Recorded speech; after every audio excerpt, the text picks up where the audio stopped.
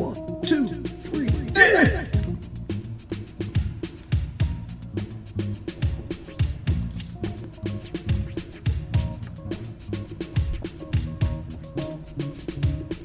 This is Amari Purple Talk. Yes.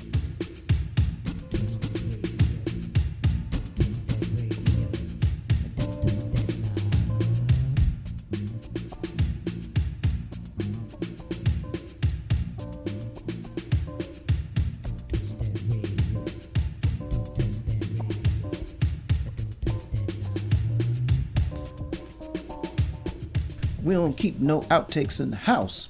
Welcome to episode 72 of Amari Purple Talk, a podcast where I share my thoughts on the Prince musical singularity. I'm Richard Cole, your imagination funk soloist. Thank you once again for tuning in. Please leave your comments in the comment section below, and please download on your favorite podcast platform. If you're listening on YouTube, please like and subscribe. And before we start today's show, it's still that time once again to remind everyone about part 2 of the Sign of the Times Super Deluxe Edition Twitter thread. That's hashtag Prince Twitter thread. The topics are still on the vault tracks. Check out the previous contributors as well as my own contribution to the song Strange Relationship.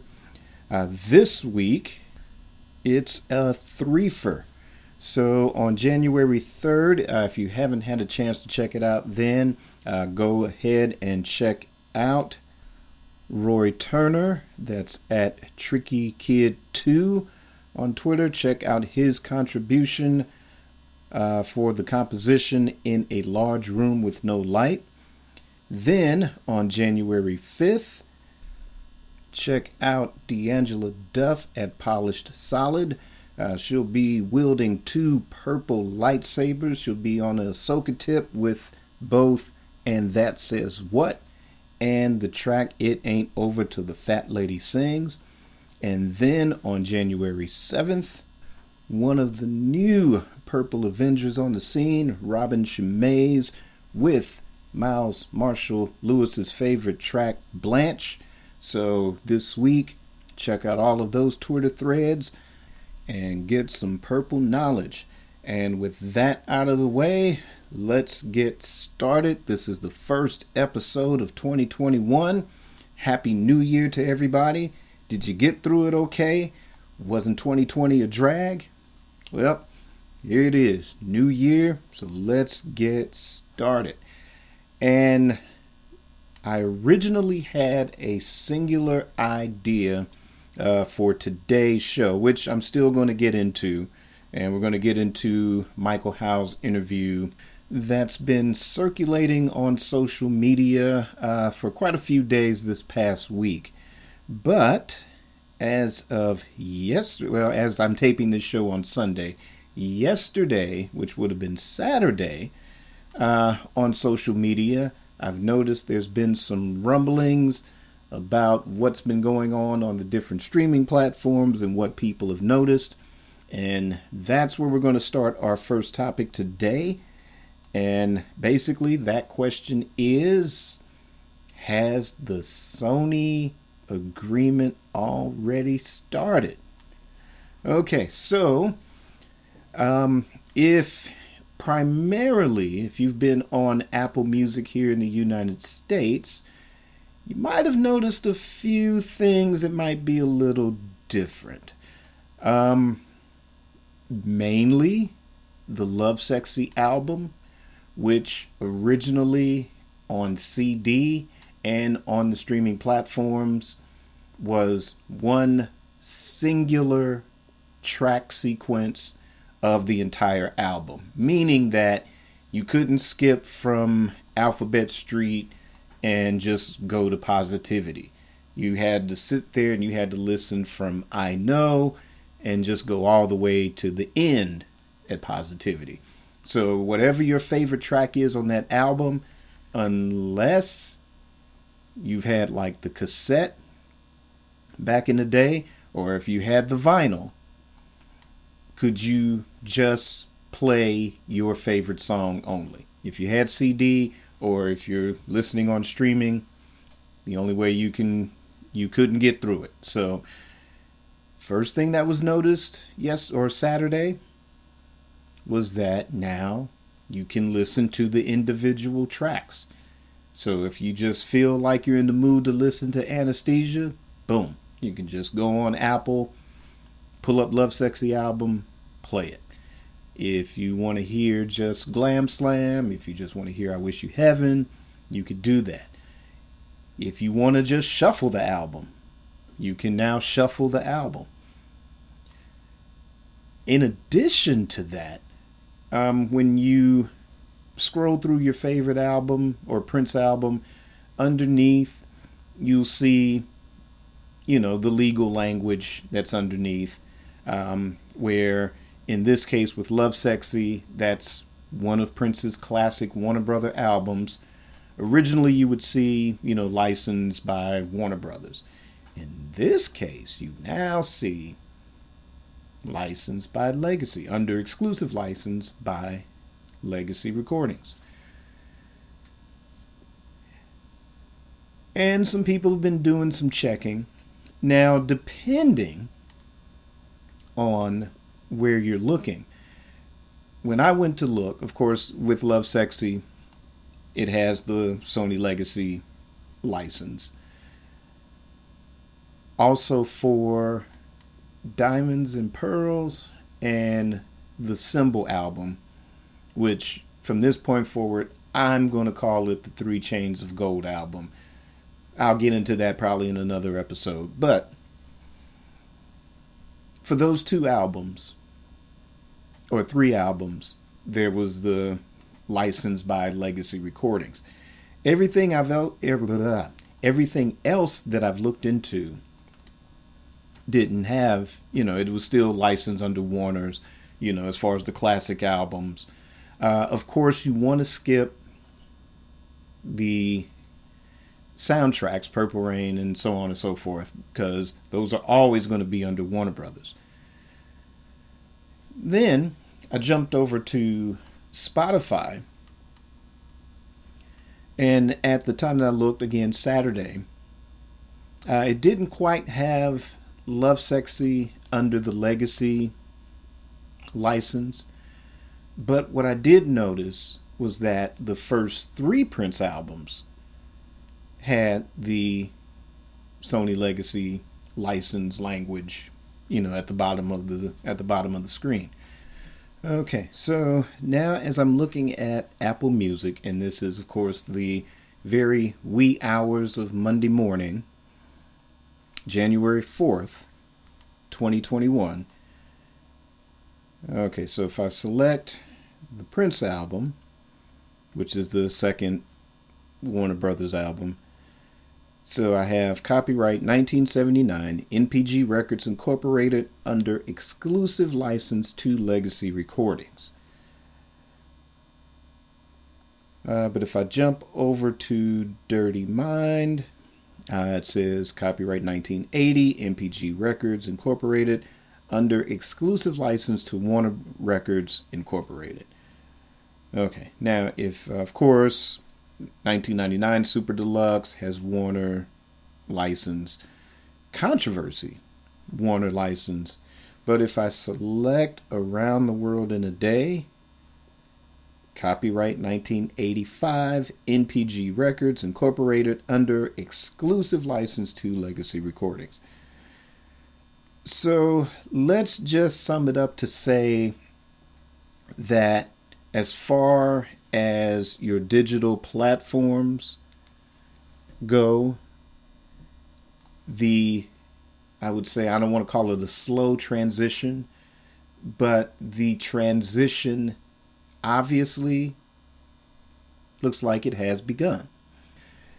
And I've also noticed a bit of confusion when it comes to the rumblings on social media from people overseas in regards to, well, the Love Sexy album always had individual sequencing of the tracks on CD.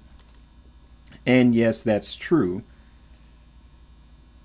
But in the United States, it's always been that one singular track sequence, and you were forced to listen to the album from beginning to end, unless you by force, fast forward it through to the track that you wanted to hear, or rewind to the track that you wanted. Also, in regards to Apple Music, there has been Prince albums that have been deleted, probably due to the licensing switchover. Since we don't have any official word or announcement from Sony or Warner Brothers or the Prince estate as of now, what I might do is I might just take a pause here and maybe just check something. So hang on, boys and girls. I'll be right back. And so through the magic of editing, I have returned.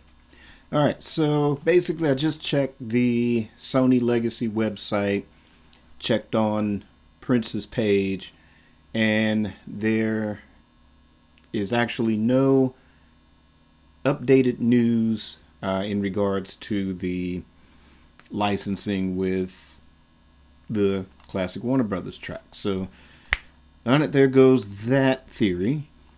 So basically, let's just say that just as mysteriously the 1995 material to the present, just as that magically appeared when Sony acquired that material on streaming, and then how long, I can't remember what the time frame was, maybe months, maybe not even a year or so, maybe 6 months to a year, then Sony started releasing the physical media. So let's just assume for now that this slow transition of the classic Warner Brothers material is slowly making its way across the streaming platforms, or whatever your favorite streaming platform may be. There might be some delay depending on what country you're in due to licensing restrictions. So, but either way, don't panic. There's some things that I'm going to cover later with the next topic in relationship to this, so stay tuned. But again, it's 2021, and it looks like the exodus has begun for the classic Warner Brothers material. And I'm excited. I mean, it was great to listen to Love Sexy kind of with the different tracks. When I jumped on, I just wanted to hear Dance On, so it was nice just to click on that track and just listen to it. And then just kind of skip over it and listen to Positivity, and then go back and listen to some of the other tracks. So I'm excited, that this transition is taking place. And, is it what Prince would have wanted? Who knows? I mean, he owned the masters. It's sad that he didn't get to fully enjoy that ownership. But who knows what deals would have been made post 2021 if he was still around? Would he have been satisfied with Warner's direction? There might have been some friction. Look how long it took for the Purple Rain Deluxe to come out. And that was really supposed to come out, what is that, 2015, maybe even 2016 it should have been released. But either way, I'm excited for this transition because, I mean, again, you've heard me talk about this on Amari Purple Talk before. Sony's track record with, some great, great artists. The box sets we're going to get, the standalone compilations, standalone live albums, and to have, I would say 90% or 95% of the classic Warner Brothers catalog. I mean, you know, it's hard to imagine a box set better than what we've got with the Sign of the Times Super Deluxe Edition. Trust me, I believe that Sony's going to come out with some heavy, heavy stuff. Some stuff that we've been looking for a long time. So, I don't know. Hey, I'm excited. This is the beginning. It's, you know, what we've been talking about for episodes now. You know, it's slowly, you know, it's kind of like the little tiny light at the end of the tunnel a bit with it. So, I don't know. Let's see what happens. You know, let's see what happens in the coming weeks. You know, will we see the entire catalog minus the soundtracks all have that? Is there sort of like a time release thing where, okay, this number of albums will transfer to Sony, and then by summer, the complete catalog? Who knows? Let's see. But what's most important is, what do you think? Were you excited to see the beginnings of this changeover to Sony finally? Were you looking for a bigger fanfare or announcement? Leave me a comment and let me know your thoughts. And again, like I said, I kind of had wanted to spend this episode really just as a reaction to the Michael Howe video, but this was a topic that just could not be ignored, and I just couldn't get through the week without addressing it. So, but in a way, this does tie into the next topic, and the next topic is going to be my sort of reaction or takeaways from an interview with Michael Howe that was done by the website Scopy.com. And I'm actually going to put the link to this website in the show notes because I'm going to get into some spoilers. So you might want to check out the interview. It is, I'm assuming it's a French website, but the website itself or the interview is written in French.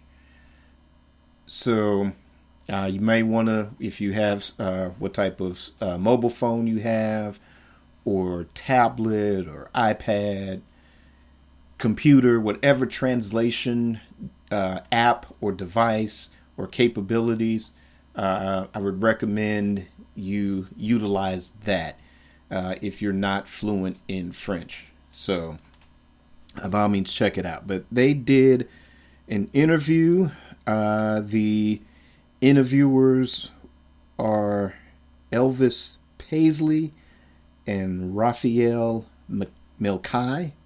This was an interview they did with Michael Howe on November 13th of 2020. So it's a very recent interview.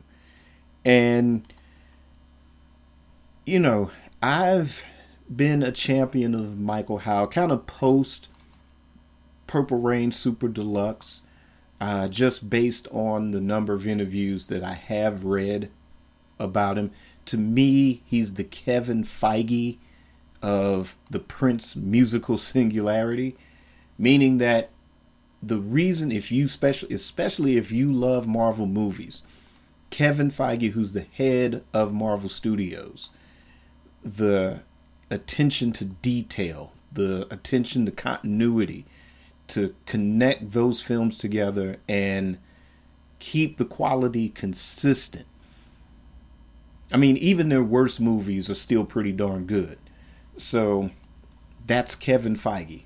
To me, Michael Howe is the Kevin Feige of the Prince vault.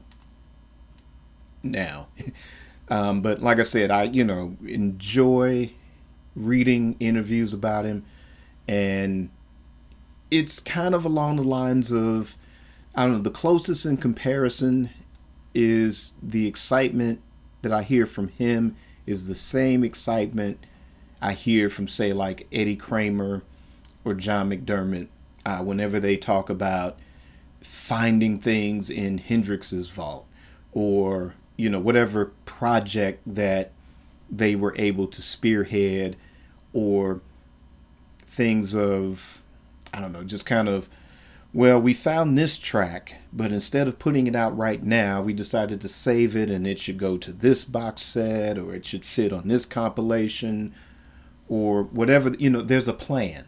And I think that's one of the main takeaways from every interview is that there is a plan. So this interview really kind of, there's a lot of deep hints, but again, like I said, I'm also going to get into some spoilers. So by all means, check out this interview first, then kind of jump back into the program here.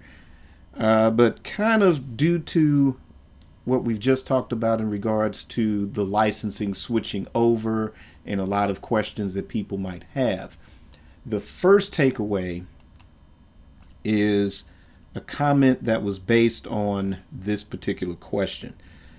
So the website, or the interviewers, they pose the question here, and they say, "Forgive us if our information is incorrect, but it appears that from next year, or basically starting next year, some albums that were until now distributed by Warner's will be distributed by Sony for everything related to the North American territory, while Warner's would continue to have distribution rights for the rest of the world. Will this affect in any way the future releases of new material, or not at all?" To which Michael Howe responds, "I don't think so.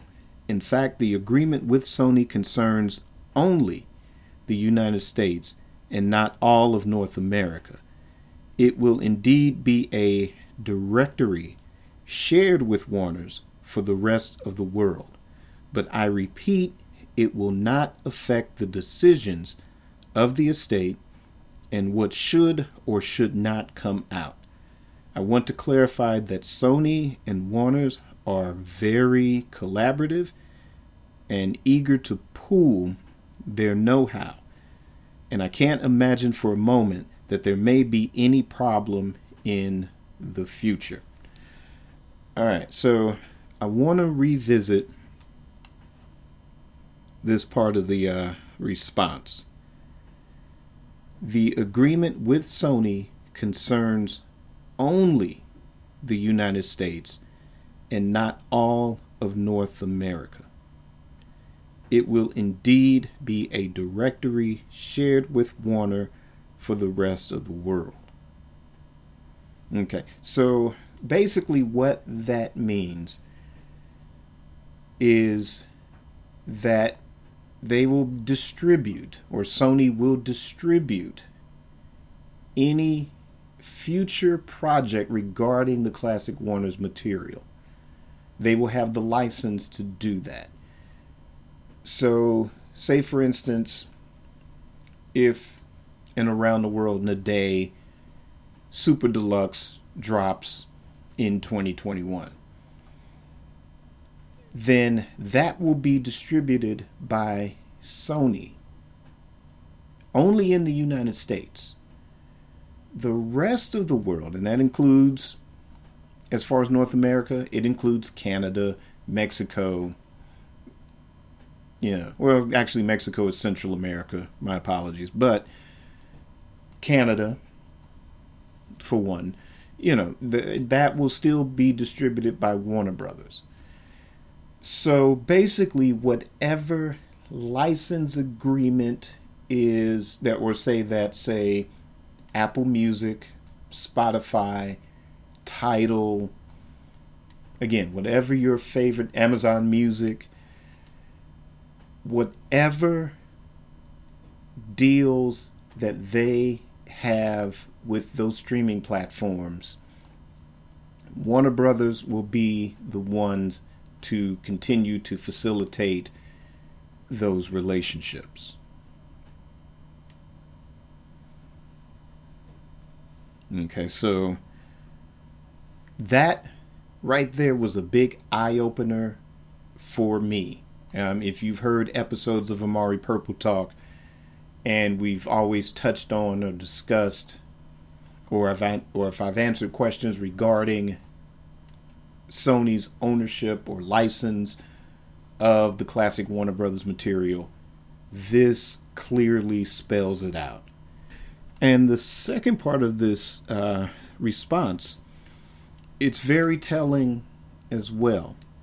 And that's the part where he says, I want to clarify that Sony and Warner are very collaborative and eager to pool their know-how. So with that, I want to say that there should not be any worry in regards to, say, a Parade Super Deluxe, a Purple Rain Super Duper Deluxe, or a Purple Rain Super Deluxe that's done the right way, a Batman Super Deluxe, a Graffiti Bridge Super Deluxe. And I would say probably with those two, I would say if what we thought this Sony agreement would have, what we thought it was in the beginning, those two albums in particular probably would have been the most complicated because they are soundtracks, but then it would have taken some wheeling and dealing to get the vault material.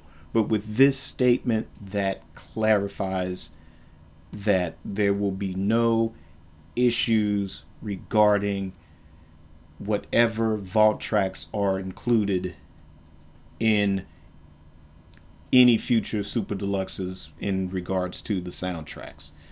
And also in that statement, I mean, it's basically saying what we already know, is that this deal doesn't have an effect on what the estate wants to release.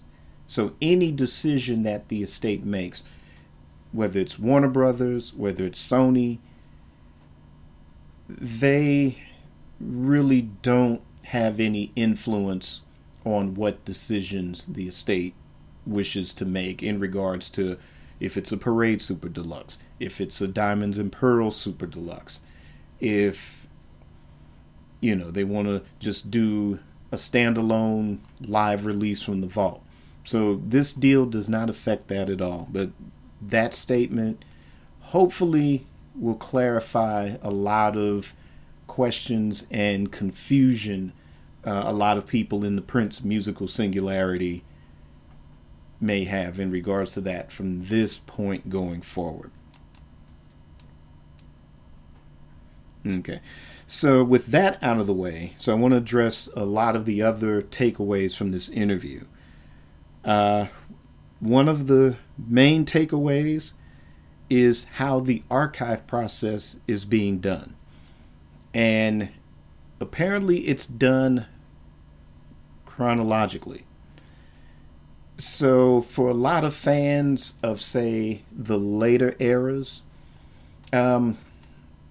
given that I would say maybe a lot of his albums over the last, maybe Prince's last 10 albums of his lifetime, there might be little issue in regards to that.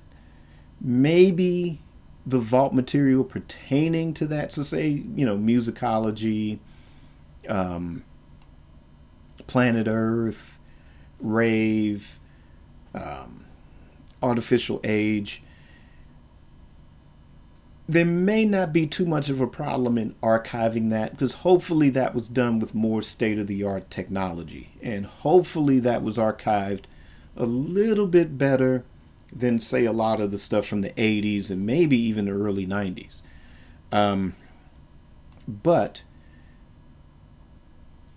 the plan is, because that material, according to the interview, the older material, you run more of a risk of degradation in the quality of those tapes, that you want to archive that as soon as possible and then kind of create these digital masters that can be used for mixing when you want to do, say, a Dirty Mind Super Deluxe or a Controversy Super Deluxe.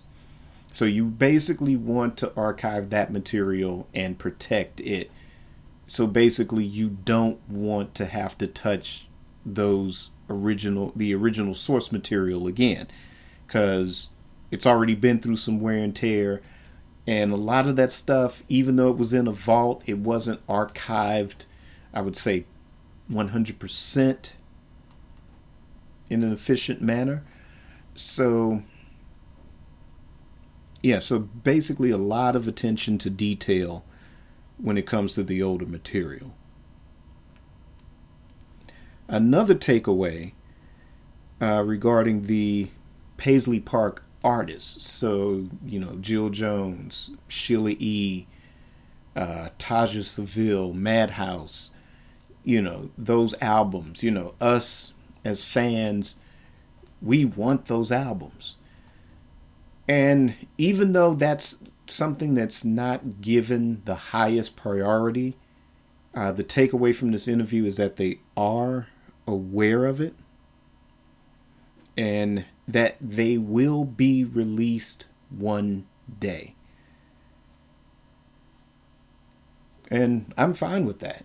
Again, we're going to have to eat our vegetables and, heck, it's a new year. I got to step up my workout routine. I got to change what I'm eating and stuff like that. And, because you look at Beatles fans and Hendrix fans and you look how long they've had to wait to get some good quality archive material and vault stuff and box sets.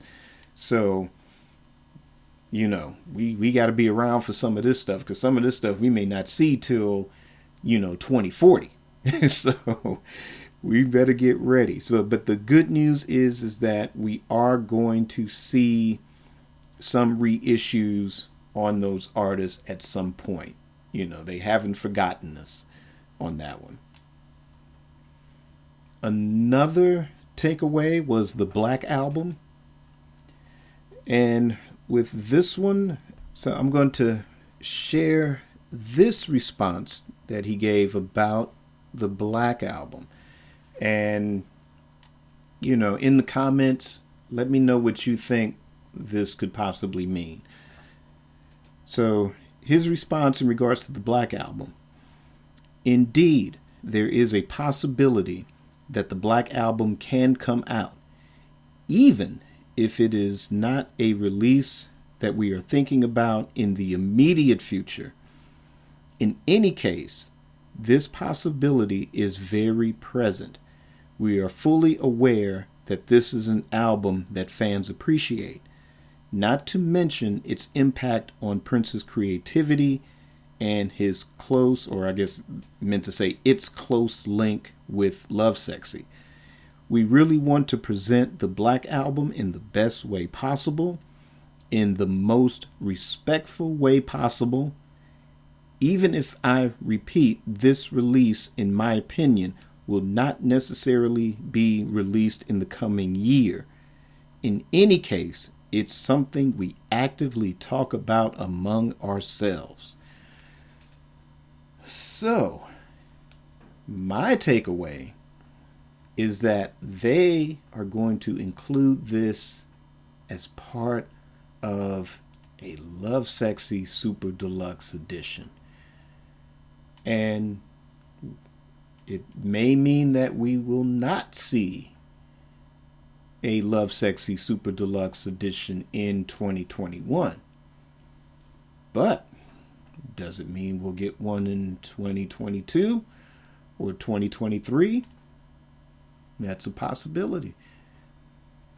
But that's what I'm reading out of that statement, is that it will be released, and it sounds like it will not be a standalone release. But let me know in the comments what your takeaway on that would be. And the next one is regarding a Prince and Miles Davis collaboration. And they did ask that question, and then I'm going to read the response to this one.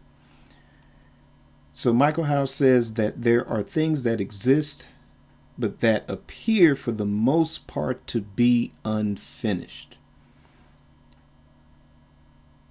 And he was kind of thinking aloud as he was saying this. So, but he says, what I can tell you is that there is not really a complete album. This does not mean that we will never find other recordings, because to tell you the truth, there are many tapes recorded that are without precise indications. We never know. We are not immune to a good surprise concerning tapes that are still not archived.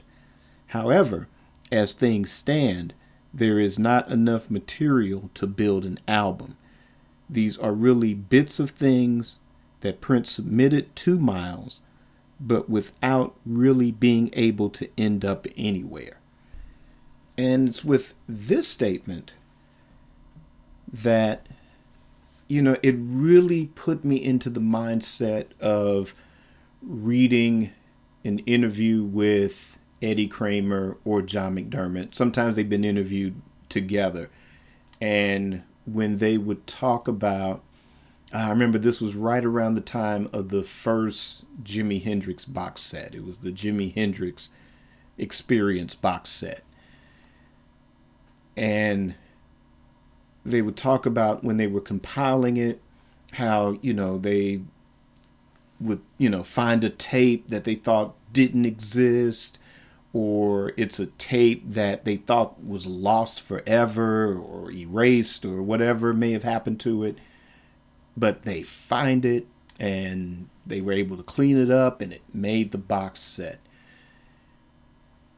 And it wouldn't surprise me that there may be some completed material between Prince and Miles Davis that, it's like, as much as I dig Alan Leeds and Eric Leeds, it's one of those things, it's like, that doesn't mean he was obligated to tell you everything. And it's just like the Neil Carlin book, not everybody got the 100% Prince. So the thing is, just when somebody thinks that they know everything, he's got 20, 30 other secrets that he's withheld, So, it wouldn't surprise me. I believe that somewhere hidden amongst those tapes, and the fact that it's, this interview was done in 2020, November of 2020, and they are still archiving. And if they've only gotten to the point of, based on what they've released, if they've only made it as far as, say, Sign of the Times. Let's just assume that with all this archiving from 2017, roughly, up till now, and this is as far as they've made it to. Man, I'm sure they're probably just now on, 88, 89, 90. Maybe the fact that there's rumors about a Diamonds and Pearls box or Super Deluxe. I'll go out on a limb and say that I don't think there's going to be a Diamonds and Pearls Super Deluxe, but I will go so far as to say I'm 90% sure that they are archiving at present the material from that era. So if they haven't completed it, and say if we don't get a Diamonds and Pearls Super Deluxe in 2021, that I bet you probably around 2022, 2023, just before a Purple Rain Super Deluxe as nature intended, then you would probably see that, because I believe that's my takeaway. That's me reading in between the lines of this to say that I don't think that there's a Diamonds and Pearls Super Deluxe edition that's ready to drop into the stores, but I bet you the rumors started from the fact that I bet you they've just now or only recently have been in the position to archive that material over at Iron Mountain. So that's going to be my takeaway. And again, drop me a comment and let me know what you think he's talking about in this statement. Okay, so we've got about maybe 3 more takeaways from this to go. All right, and the next takeaway for me was regarding the Netflix documentary. And just a few comments about that from Michael Howe. Okay, folks, and once again, through the magic of editing. All right, because I've just read an entire statement that actually was not part of the interview, but my own notes. So, actually, he did comment on the part that the Netflix documentary appears to be an exhaustive effort. Now, what I think that will mean is that this documentary is going to be a multi-part documentary. How many parts, I'm not sure, but, trying to think of a documentary. I would say it would probably be no more than 8 parts to it. It's going to cover his entire career, and you need to spend some quality time on each era. I mean, that's going to be the amazing thing, to get even if it's an hour to me wouldn't be enough. If it's maybe 90 minutes minimum per episode, minimum, I would say, 2 hours max per episode. Because you got a lot of ground to cover if you're going to cover the entire career from 1977 all the way to 2016. And then you got to pad the early part with his early years. So really, to cover from 1958 to 2016, no, you can't do that. I mean, to me, it's going to be like this. It would have to be, I don't know how long or how many parts a Ken Burns PBS documentary is. It would have to be on that level of excellence.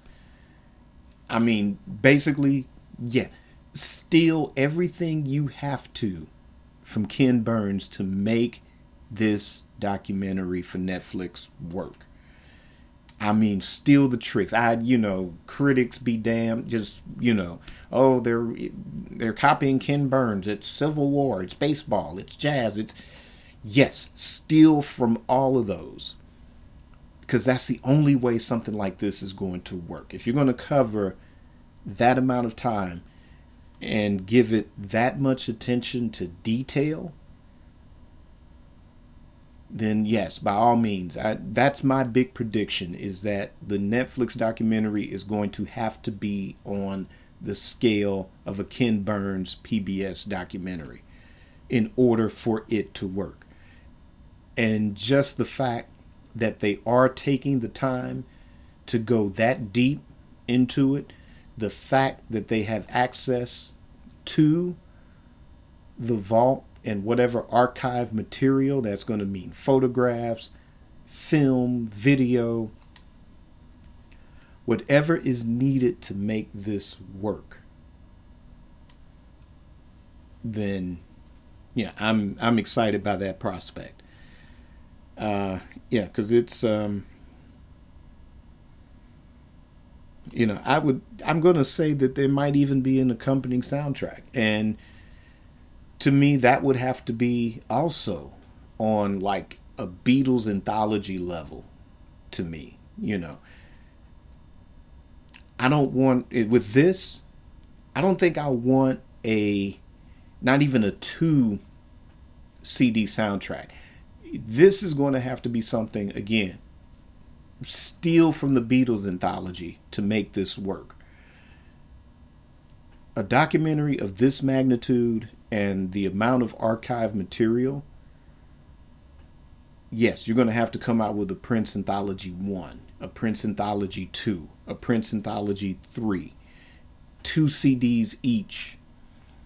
Because you're going to have maybe some alternate takes on the hits, some stuff from the vault that we've never heard before. Or there's something regarding, I forget which song. In this interview regarding Jealous Girl. I'm going to guess that there's an alternate version that they were discussing in this interview. That could end up, and this is just me guessing, I don't have any inside views. This is me trying to channel the force. I'm at the place where, I'm sitting on the rock and I'm hoping another Jedi hears me. But basically, I think that's where certain things are going to end up in regards to some of the treasures in the vault, is put that on, like I said, don't make it 2 CDs, make it a series of anthologies, let that be the dominant release for the year. And that's what I would like to see. But again, let me know what you guys think about that. Leave me a comment. And the other documentary that was discussed in this interview, the 1983 First Avenue concert, a little vague on it, and a lot of it, it's weird. He's the Kevin Feige of the Prince vault, but then it's kind of like he's almost like I don't want to say the Tom Holland of it either, but it's a thing of, if I answer that question, they'll have to kill, that type of thing, where it's like, well, it's not what you said, it's what now you didn't say with it. And, I think that's the kind of my one criticism, is that he has to take some Kevin Feige lessons and just learn how to, like, okay, yeah, well, we talked about this coming out, but hey, you never know. But, and then hold those cards close to the chest until, I know as Prince fans can be relentless. It's like, well, what about this one? What about this album? What about that album? But yeah, just watch Kevin Feige, just go on YouTube and, just steal his swag, and, you'll be good. You'll be good from this point forward. But apparently, it doesn't say if Apple TV is still going to be the ones showing this particular documentary. And it didn't quite say if this is going to be a full release of that concert, whether it's on DVD or CD. And they didn't say it was a documentary either. So right now we still don't know what's going on with that, but apparently that is also still being worked on. I know some footage leaked, and I don't know if that was official footage that had been leaked, or, you got some talented fans out there that can work their magic with, some good film and video software and clean up some video too. So, but apparently, again, the rumblings in the Prince musical singularity, apparently this is still a reality for this project.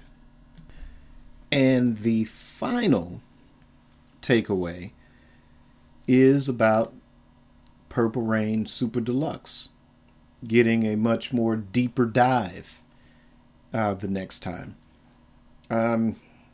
This isn't quite a breaking news thing in regards to this interview. There's a magazine, I don't know if it's still in print anymore, but it was called Long Live Vinyl. And they had a cover story right around the time of the 1999 Super Deluxe edition. And they interviewed basically some members of the Revolution, but they also interviewed Michael Howe as well. And it was in that interview where he hinted at the possibility of Purple Rain getting a bigger release, a better Super Deluxe edition. Because there's a lot of criticisms about it. I have some criticisms about it. I mean, I'm glad it exists, only for the simple fact that there are certain songs from the vault that I enjoy from it. But it's not necessarily the Purple Rain Super Deluxe that we had been dreaming of. In other words, it's not the Sign of the Times Super Deluxe. It's not even the 1999 Super Deluxe. And I think that what's going to happen, I'm going to guess that in 2024, we're going to get that Super Deluxe release. It'll be the 40th anniversary, and I think they'll go all out. It'll be, better archived. I think, they've now brought Dwayne Tudhall into the fold, working with Michael Howe on some things. So I think they're going to utilize his research skills to make a better Purple Rain Super Deluxe in that. So to hear this mentioned to, a second time gets me more excited about that possibility of getting a Purple Rain Super Deluxe that's much better than what we have already. So, yeah, those two bits of things dropping this week, it's been a crazy year last year. So it was hard to get exclusives because we only had the Sign of the Times. We've only had the Rainbow Children One Night Alone release. And because of the pandemic and everything, things have been pretty quiet on the most part. But it's good, now we're in a new year, and just within the first few days of this new year, and we're starting to see the beginnings of this transition to Sony. And then with this Michael Howe interview that's been circulating, wow, there's some amazing stuff. Just reading between the lines is fun. It's opened the door to some topics for me on this show that we'll address in some episodes to come. And also give us some things to look forward to as well. That things are rolling along pretty well, at least on that end of it. We would like to see the estate get the money that they're due. And the more we support this stuff, then that should bring them closer to achieving that. There was some rumblings this week about the IRS saying that the estate's undervalued. I'm not going to tackle that as a topic unless that just builds up enough momentum, for me to address it, or, if somebody wants to bring that up as a topic question, that's fine. We'll deal with it then. But I would just say that for now, like I said, just keep doing what you're doing. This is the way things are now. And, those at the end of the day, that is his family and they need to eat. And, these are circumstances that, they're being kind of, whatever the situation is. Like I said, the more we support this stuff, then the closer it would bring them to the prosperity that they, need and deserve. So anyway, beyond that, just let me know what you think of today's topics. Leave me a comment.